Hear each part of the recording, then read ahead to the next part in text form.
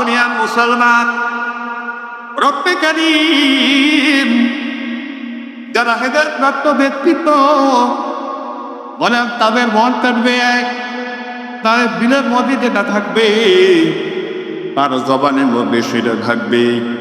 জবান কেবল লা ইলাহা ইল্লাল্লাহ, আল্লাহ তাআলা কোনো ইলাহা নাই। তার সামনে আল্লাহ পাক রব্বুল আলামিনের যত আহকাম আসবে সব হুকুমগুলো সে যথারীতি পালন করতে থাকবে। ঠিক কিনা? এই জন্য আজকে এই মজনা আসলাম, এই মজনা আজকের উদ্দেশ্যে। এটা হচ্ছে কি জান্নাতের বাগান। এই জান্নাতের বাগানে বিতরণ করলাম মাওলানা কারীমের জান্নাতি মেহমানের খাতার মধ্যে রেজিস্টারের মধ্যে আমার নাম লিপিবদ্ধ করে দিলাম। কিয়ামতের ময়দান কায়েম হবে, এই জান্নাতের বাগান আমার জন্য নাজাতের গড়ি হবে। ঠিক কিনা? আদরিয়ান মুসলমান, আল্লাহ রাব্বুল আলামিন তো আমাদেরকে দেওয়ার জন্য ঘোষণাপ্রাপ্ত। আল্লাহ পাক বান্দাকে সুযোগ করে দেন মাহফিলের মাধ্যমে, এরকম দিলের মজমার মাধ্যমে, তিলাওয়াতের মাধ্যমে, জিকিরাতের মাধ্যমে আল্লাহ পাক রব্বুল আলামিন চান আমার বান্দা আমার সান্নিধ্যে এসে যাক। সময় সুযোগ আল্লাহ তাআলা বান্দাদের কি করে পরিত্রাণের জন্য বিভিন্ন কলা কৌশল বের করেন। যেমনটাই আজকের এই মাহফিল এমনটা হতে পারে আমার জন্য, এই মাহফিল হয়তো আমার নাজতের দরিয়া হতে পারে। আল্লাহ পাক চান আমার বান্দা এই মরবা এসে জান্নাতি মেহমান হয়ে কিয়ামতের ময়দানে আমি মাওলানা কারীমের জান্নাতির রেজিস্টার মধ্যে তার নাম থেকে যাক। ঠিক কিনা? এটা আমরা চাই না? দুই চাই। তার মানে আজকে বলতে বসলাম এই উদ্দেশ্যে বলবো যে মাওলানা কারীম এই জান্নাতে বসার কারণে, জান্নাতের বাগানে বসার কারণে এমন একটা মজমা, এটা হলো কষ্টি পাথরে নেয়। কষ্টি পাথরের মাধ্যমে যেমনি ভাবে স্বর্ণকে যাতাই করা যায়, কষ্টি পাথরের মাধ্যমে জান্নাতে ভাবে স্বর্ণকে চিহ্নিত করা যায়। তো এই মজমাটা হলো মাওলানা কারীম একটা কষ্টি পাথরে নেয়। এই মজমার মধ্যে যারা ইখলাস নিয়ে আল্লাহ পাক রব্বুল আলামিনের সান্নিধ্যে অর্জন করার জন্য এই মজমা যারা বসবে, মাওলানা কারীম সেই মজমাকে জড়িয়া করে এই কোরআন নামক কষ্টি পাথরের মাধ্যমে মাওলানা কারীম তার নাজাতের ফায়দা করবে, তা ইমানকে সতেজ করবেন।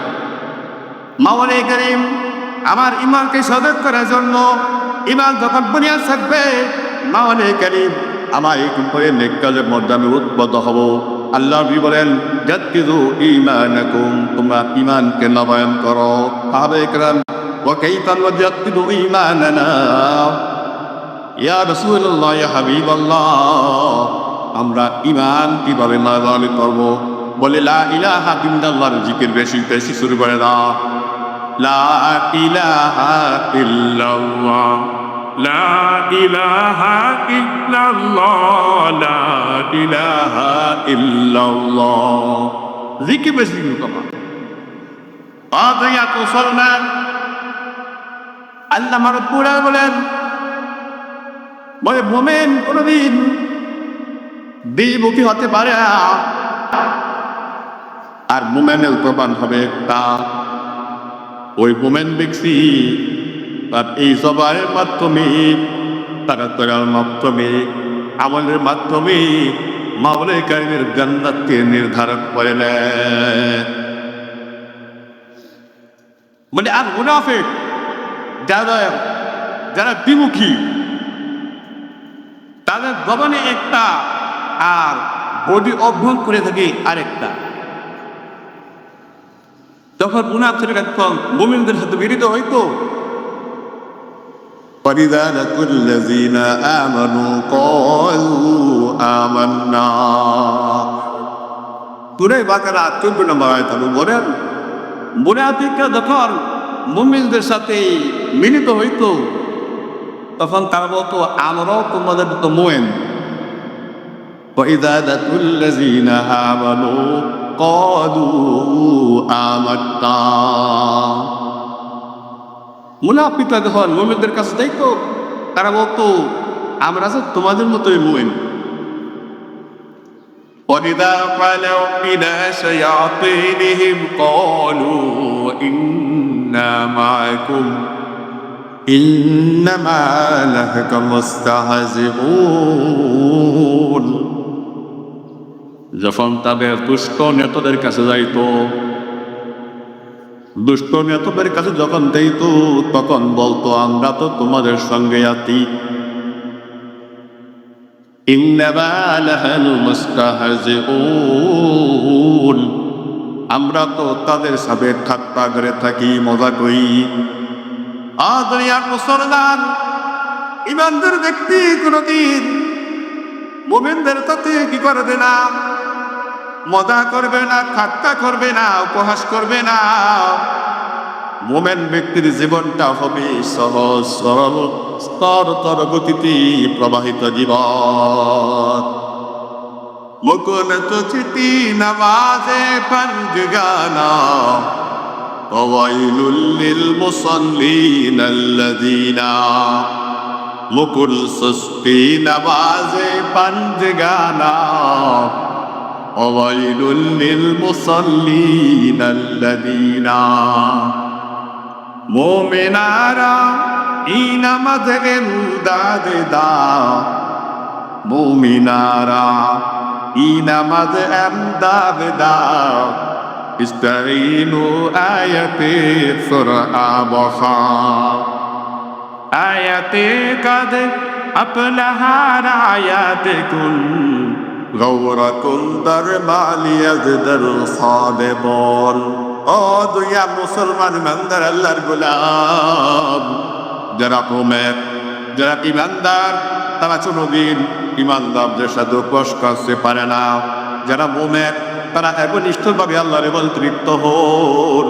তারা দুনিয়ার যে কোনো কাজই করবেন, সব কাজেই তাদের জন্য সফলতা। উলাইকা আলা হুদাম মির রাব্বিহিম ওয়া উলাইকা হুমুল মুফলিহুন। বলে মুমিন যারা সত্যিকারের মুমিন, তাদের দুনিয়াতে সফলতা, পরকালেও তাদের জন্য সফলতা। ঠিক কিনা?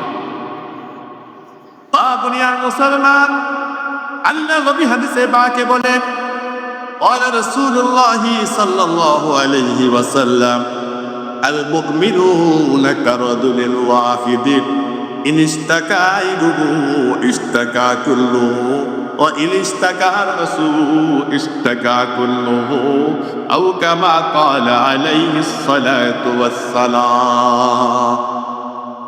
দুনিয়ার মুসলমান, সমগ্র পৃথিবীর মুমিন হলো কেবল যেন একজন ভাইয়ের মতো, একটা দেহের মতো। একটা দেহের মধ্যে যখন কোনো ব্যক্তি ব্যথা পায়, একটা কাটা বিদ্ধ হয়, ওই ব্যক্তি যেমন ব্যথা অনুভব করি, সমগ্র পৃথিবীর মুমিন যদি এইভাবে তার মন তেমন না হয়, এক প্রান্তে এক নাক থেকে তুলিয়া যেখানে মুসলমান ব্যতীত ব্যথা ব্যতীত, তার ব্যথা যদি আমি ব্যতীত না হই, তাহলে আমি প্রকৃত মুমিন হতে পারলাম না। বলে পৃথিবীর সকল মুমিন একজন ব্যক্তির নেই। ওই মুমিন ব্যক্তি তার চোখে আঘাত পাইছে, যেমন সে পুরা পুরের মধ্যে অনুভব করতে পারে আমি ব্যথা পাইলাম। ব্যথাটা অনুভব হয় পুরা পুরের মধ্যে। প্রকৃতি মুসলমান যারা, প্রকৃত ইমানদার যারা, তাদের অন্তর মধ্যে সমগ্র পৃথিবীর যে যেখানে ব্যথা পাবে কেন, যে মোমেন ব্যক্তি ব্যথা পাবে, আমার অন্তরের কমপক্ষে তার জন্য ব্যথা অনুভব করতে হবে। এক ভাই কি ব্যথা পাইছে, মোমেন আফসোস করবো, রে আমার ভাই ব্যথা পাইল, মাওলানা কারীম তাকে পরিপূর্ণ সেবা দান কর, সুখদার জীবন দান কর, কল্যাণকামী। দুনিয়া মুসলমান মোমেন ব্যক্তি প্রতিটা মুহূর্তে সেই কল্যাণে চিন্তা করবে। সে আমল করতেছে, নামাজ পড়তেছে, ওইটাও তার জন্য কল্যাণ। সে রোজা রাখতেছে, তার জন্য কল্যাণ। সে কোরআন তিলাওয়াত করতেছে, তার জন্য কল্যাণ। সে বেতা গালা করতেছে, এটাও তার জন্য কল্যাণ। ব্যবসা বাণিজ্য করে, চাকরি করে, যেটাই করে না কেন, সবটাই হইল তার জন্য কল্যাণ। এক জামানা সাহবতে বা আউলিয়া ভগত রাজ সাদ সালে তো আর্ত বেরিয়া। এক জামানা সাহাবতের বা আউলিয়া বেহতরদ সদ সালে তাত দেরিয়া আদয়া মুসল আল্লাহ বসে যেখানে মসজিদে বলতে হয় আমি গুনাহগার বলতে গুনাহগার হতে পারি মজলার মধ্যে যারা বসে যদি তাদেরকে দেখা যায় সাধারণ কিন্তু মাওলে কারীম দেখবেন তার পঞ্চ আলা ওয়াহিয়াল কলব মাওলে কারীম প্রত্যেক ব্যক্তির বই অভ্যন্তরে একটা গোছের টুকরা রাখছেন সীতার নাম হলো কলব ওই কলব মাওলা ব্যক্তি যে ব্যক্তির কলবটা স্বচ্ছ মাওলে কারীমের দাম তার কাছে মাওলে কারীমের সবচেয়ে বেশি দাম এই জন্য কি বলা যেখানেই দিনের বলতে হত্যা কেন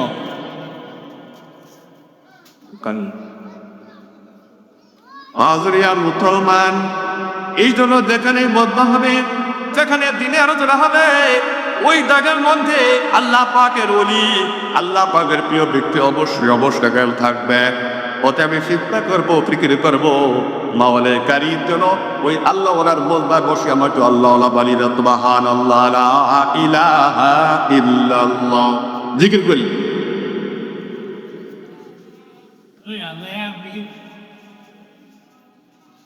لا إله إلا الله لا إله إلا الله محمد رسول الله দুনিয়ার মুসলমান হযরত শেখ সাদী রহমাতুল্লাহের একটা কিতাবে লিখেছেন শেখ সাদী রহমাতুল্লাহ বলে আমি একবার রোদ দ্বারা মরুভূমিতে চলতেছিলাম চলতে চলতে একজন বুজুর্গ ব্যক্তির সাথে আমার সাক্ষাৎ দেখলাম ওই আল্লাহওয়ালা ব্যক্তি বুজুর্গ একটা বাঘের উপরে সাওয়ার হয়ে আমার সামনে আসতেছে আমি তাকে ভয় পেয়ে গেলাম বিস্মিত হয়ে গেলাম দুনিয়ার মুসলমান ওই বুজুর্গ ব্যক্তি বলতেছে এ সাদি ভয় পেও না ভয় পাওয়ার কারণ নাই তুমিও আল্লাহর হুকুম থেকে ঘাড় ঘুরাইও না তোমার কথা থেকেও কেউ ঘাড় ঘুরাবে না সুবহানাল্লাহ तू हम गर्दन जो हुक्म दावर में पीज तू हम गर्दन जो हुक्म दावर में पीज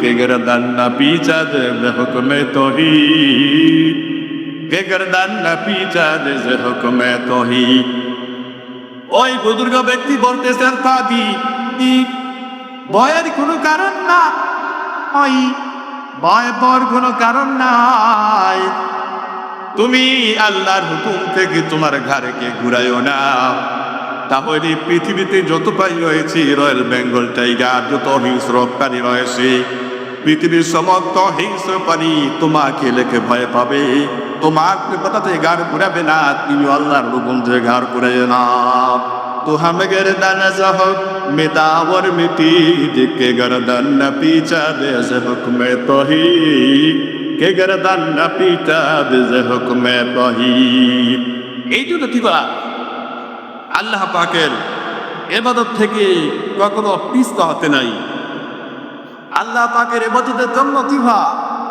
আগ্রহী হওয়া ও রব্বে কারীম দোয়া করতে হবে হাদিসের রয়েছে قال رسول الله صلى الله عليه وسلم الدعاء مخ العبادة ইবাদত হলো দোয়া বলে ইবাদতের মগজ দুনিয়ার মুসলমান তোমার এই বডির অভ্যন্তরে তোমার সবথেকে বড় মেইন হলো ফ্রি মাথা এই মাথাটা হলো সবথেকে বড় দামি মাথা হলো তোমার মেইন ক্লিয়ার আছে তোমার বডি পুরোটাই ক্লিয়ার হয়ে গেল যদি তোমার ব্রেন ক্লিয়ার হয়ে যায় তোমার বডি ক্লিয়ার হয়ে গেল এই জন্য বলা হয় তোমার বডি ক্লিয়ার রাখতে হইলে সদস্য মাওলে কারীমের জিকির শুরু করতে হবে বলে ঈমান তাদার মাধ্যমে তোমার ব্রেন ক্লিয়ার থাকবে এরকম আল্লাহ পাকের হুকুম পালনের মাধ্যমে তোমার দিমাগ ক্লিয়ার থাকবে বলে মানুষের দিমাগ নষ্ট হয় কেন কারণ গুনাহের কাজ করতে করতে মানুষের অন্তরের মধ্যে দিমাগের মধ্যে মরিচিকা পড়ে যায় তার দিমাগের মধ্যে কি হয়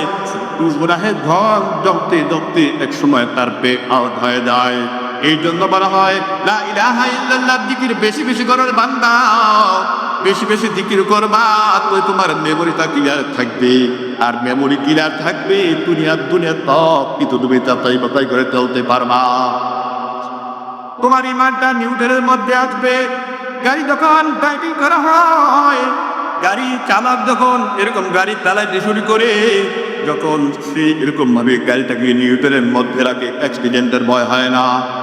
গাড়ি যখন নিউট্রালে থাকি তখন গাড়ি অ্যাক্সিডেন্টের ভয় থাকে না। আর যখন এই বিশ্বের গাড়ি চালায়, এরকম গাড়িকে কন্ট্রোল না করে যখন পাওয়ার চালাই শুরু করে, এই কোনো মুহূর্তে অ্যাক্সিডেন্টের ভয় রয়েছে।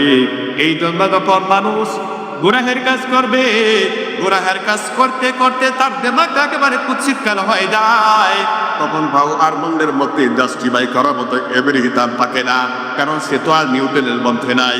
অনেক দ্রুতভাবে চলছে, দুনিয়ার বহে চলছে, বলে দুনিয়া কিয়ামতের ময়দান কায়েম হবে। যখন মানুষকে দুনিয়াদার বলে আপ্যায়ন করা হবে, তখন ওই ব্যক্তি নিশ্চিত জাহান্নামী, নাউযুবিল্লাহ। হাদিসেরও আছে, ক্বালা রাসূলুল্লাহ সাল্লাল্লাহু আলাইহি ওয়াসাল্লাম, আদ-দুনিয়া মাজরাতুল আখিরাহ। ও দুনিয়ার মুসলমান ইমানদার আল্লাহর গোলাম, আল্লাহ নবী হাদিসে পাকে বলেন, এই দুনিয়াটা হলো এরকম ফসল বোনানোর জায়গা। আদ-দুনিয়া মাজরাতুল আখিরাহ, এই দুনিয়াটা হলো পরকালের সমাজ তৈরি করার জায়গা। এই দুনিয়ার জমিনের ফসল আমরা করি কি জন্য? দুনিয়ার ফসল গুনাই আমি ভালো ব্যবহার জন্য, ভালো খাবারের জন্য, সন্তান সন্ততি পরিবার পরিলত হয়তো হতে পারে। এই জন্য দুনিয়ার ফসল গুনাই। আল্লাহ বলো, মাহবুবুল্লাহ, এই দুনিয়ার জমিনটা হলো তোমার পরকালের সামাজ তৈরি করার জায়গা। এই দুনিয়ার জমিনটা হলো তোমার পরকালের সামানের জায়গা। এই জন্য তোমরা দুনিয়ার জমি থাকবা, পরকালের সামান তুমি তৈরি করে দিবা।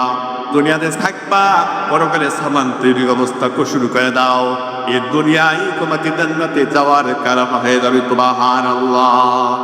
दुनिया में हो दुनिया का तलबगार नहीं हो, दुनिया में हो दुनिया का तलबगार नहीं हो, बाजार से गुजर हो खरीदार नहीं हो, बाजार से गुजर हो खरीदार नहीं हो। मकबूल तो है शाद है काबिल तो बहुत, मकबूल तो शाद है काबिल तो बहुत है, ऐना के मन दे तू नहीं बिल तो बहुत है, ऐना के मन दे तू नहीं दिल तो बहुत है। ও দুনিয়ার ইমানদার আল্লাহর গোলাম, এই দুনিয়ার দিনের বদমা তোমার জিলপি ক্লিয়ার করার বদমা, এই তেল যখন ক্লিয়ার হয়ে যাবে, দিনের বদমায় বসলে তোমার অন্তর নির্মল হবে। অন্তর নির্মল হইলে নেক কাজ করার জন্য তোমার আগ্রহ পাবি। আমার যখন শরীর অসুস্থ থাকি, কার জ্বর থাকে, তখন মিষ্টি দ্রব্য তার জবানের মধ্যে দিল কি হয়? তৃপ্ত মনে হয়, মজা লাগে না। অথচ মিষ্টি দ্রব্য, মিষ্টান্ন তার জবানে এসে বলতেছে ভাই পিক্ত মনে হয়, পিসা মনে হয়, এটা ধরো না। আর কারণ কি? তার জবানের মধ্যে কি আছে? স্বাদ নাই, স্বাদ নাই। তার কারণ কি? আমার শরীর দুর্বল, ওই মিষ্টি দ্রব্য গ্রহণ করার মতো এবিলিটি তার নাই, সামর্থ্য নাই, গ্রহণ করার মতো শক্তি তার নাই। এই জন্য জবানকে সতেজ করতে হলে ভিটামিনের প্রয়োজন, ক্যালসিয়ামের প্রয়োজন, ভালো ভালো খাবারের প্রয়োজন। ডিম খাবো, মিষ্টি খাবো, এরকম দুধ কল করবো, এটার মাধ্যমে শরীর সুস্থ হবে, সবল হবে, তখন খাবার বুঝে আগ্রহ জন্মাবে। দুনিয়ার মুসলমান, এই দুনিয়াটা তো আল্লাহ লোকে করেন পরকালের সামান তৈরি জায়গা। দুনিয়ার মুসলমান, দুনিয়ার জমিনে ঘুরপাক খাচ্ছ, দুনিয়ার কাছে ব্যস্ত রইলা, তুমি জানো না কিয়ামতের ময়দান যখন আল্লাহ পাক রব্বুল আলামিন তখন বান্দাদেরকে কাউকে দুনিয়াদার বলে বলবে, ডাকবেন সেই দিকে জাহান্নামী। দুনিয়া মানুষকে জাহান্নামে পড়তে কার?